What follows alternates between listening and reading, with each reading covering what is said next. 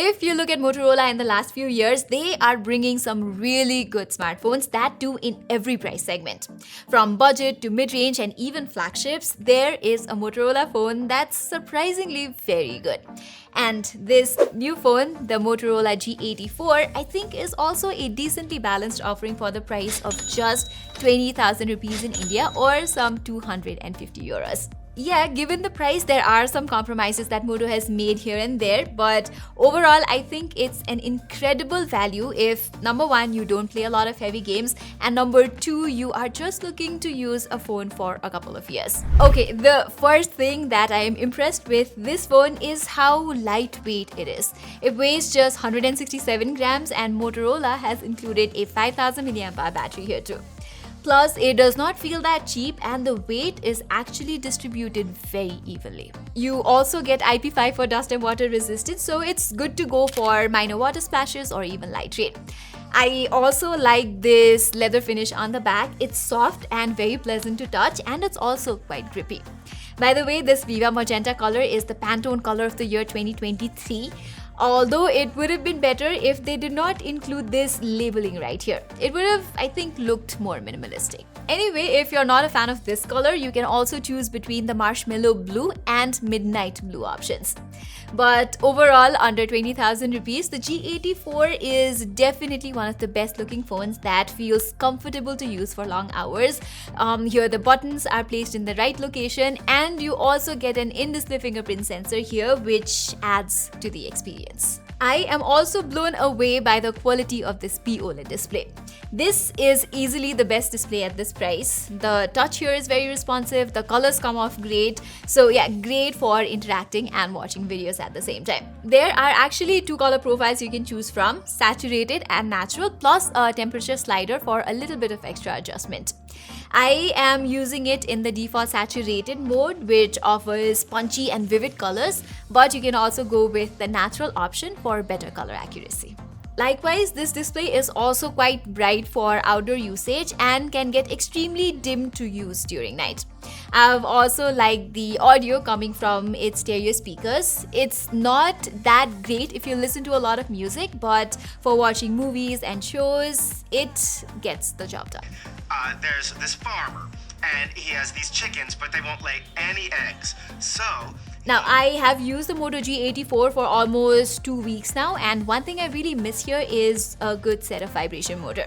Here, the feedback is quite buzzy, weak, and hence typing on it does not feel good. However, day-to-day performance is surprisingly better on this phone than what I expected from Snapdragon 695. Maybe it's because of the 12GB RAM or clean Moto user interface, I don't know. So if you're not a heavy user, this phone should actually serve you well for your daily needs, like switching between 2 to 3 apps, watching movies, and playing lightweight games. It would have been perfect if they could somehow include the new Snapdragon or MediaTek chipset, but I think Motorola wanted to provide that 12GB RAM and 256GB storage combo under 20,000, which is something quite unique in this price range.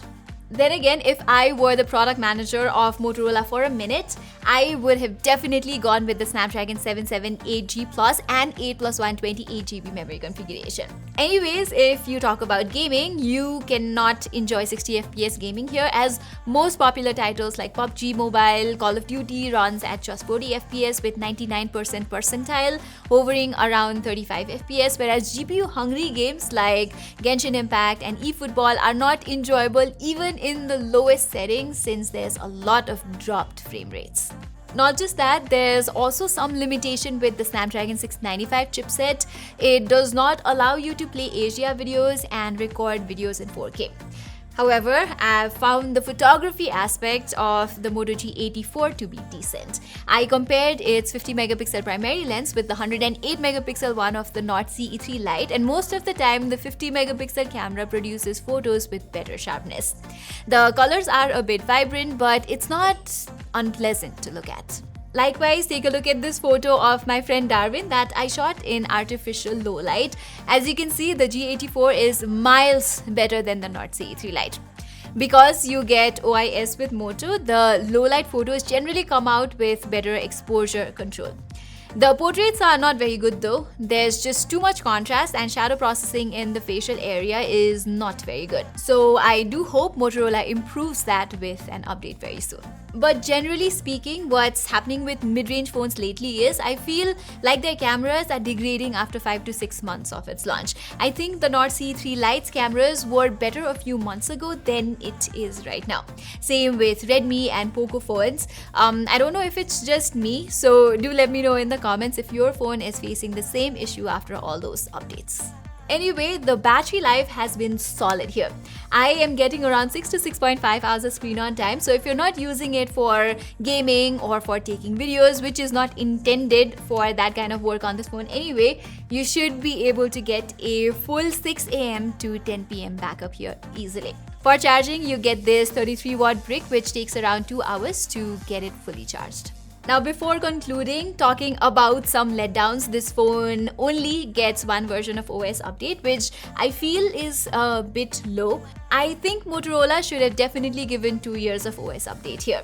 Likewise, there is also no protection for the display, at least it's not Gorilla Glass. So as you can see, I have managed to get this huge scratch quite easily. But regardless of these minor setbacks, overall, I believe the Moto G84 is a pretty balanced mid-ranger with a bright display, a good set of speakers, all-day battery life, good day-to-day performance, clean UI UX, and a comfortable design.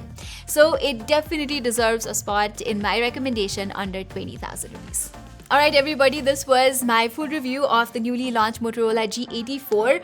This unit was sent to us by Motorola themselves, but no editorial input from their side has been incorporated in this review whatsoever. Saying this, I'm Pratima and thank you so much for watching. I hope you enjoyed this video.